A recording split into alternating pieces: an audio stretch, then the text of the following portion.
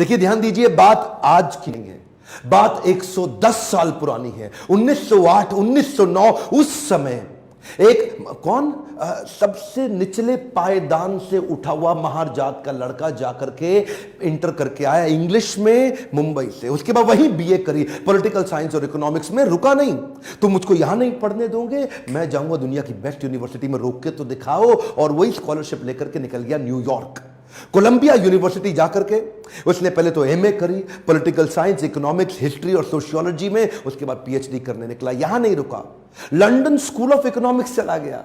London school of economics जाकर वहां MSc किया, उसके बाद लॉ की पढ़ाई किया, फिर उसके बाद डॉक्टरेट किया। किताब के ऊपर अपनी थीसिस लिखी। ये वही किताब थी जिसके ऊपर आगे जाकर के रिजर्व बैंक ऑफ इंडिया को बनाया गया। महाराजा और बड़ौदा से उनका प्रेम इतना था ना, वो जो सयाजी गायकवाड़ जिन्होंने इनको स्कॉलरशिप दिया था, पढ़ने में इनकी मदद करी थी, दुनिया भर में पढ़ के उनका प्रेम भूले नहीं, वापस उनके पास आ गए।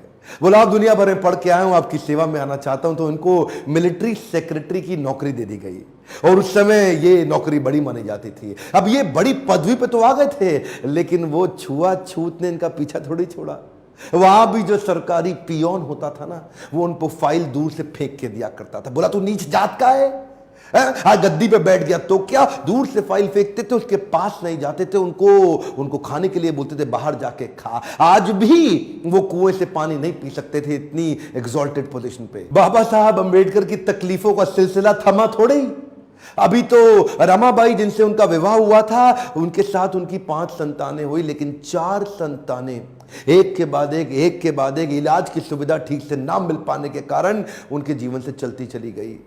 4 बच्चों का देहांत हुआ, 1 बच्चा बचा, लेकिन पत्नी भी आगे चल के लंबा साथ नहीं दे पाई। वो भी लंबी बीमारी के चलते उनका भी देहांत हो गया।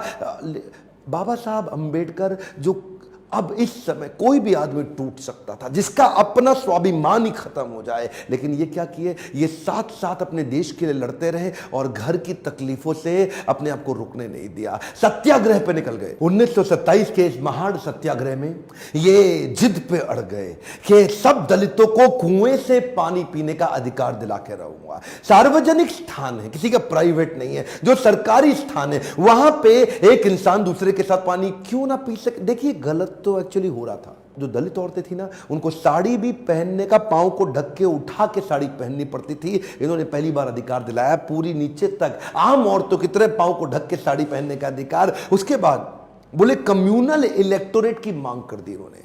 कम्युनल इलेक्टोरेट में ये चाहते थे कि कम्युनिटी के आधार पे हमारी वोटिंग की सुविधा अलग हो। उसमें थोड़ा गांधी जी अड़ गए, क्योंकि गांधी जी जानते थे कि ये अंग्रेज लोग मिल करके हमारी सारी जातियों को तोड़ के अलग कराना चाहते। गांधी जी ने इनको समझाया।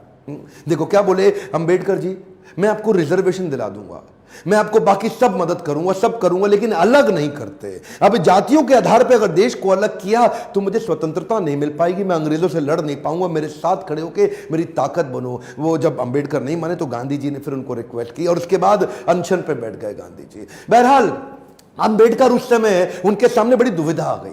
वो सोचे, एक तरफ मेरी अपनी जाति के लोग, मैं उनकी मदद करूं, और एक तरफ देश में आंदोलन लड़ रहे हैं गांधी, उनका जीवन, इनके जीवन का त्याग ना हो जाए, कहीं ऐसा जीवन ना खत्म हो जाए। उन्होंने गांधी जी को समझाया, बोला ठीक है, आप अपना अनशन छोड़िए। पूना पैक्ट वहां साइन किया गया, और पूना पैक्ट जब साइन किया, उस समय इन्होंने रिजर्वेशन तो कम से कम कंट्रोल में कर लिया।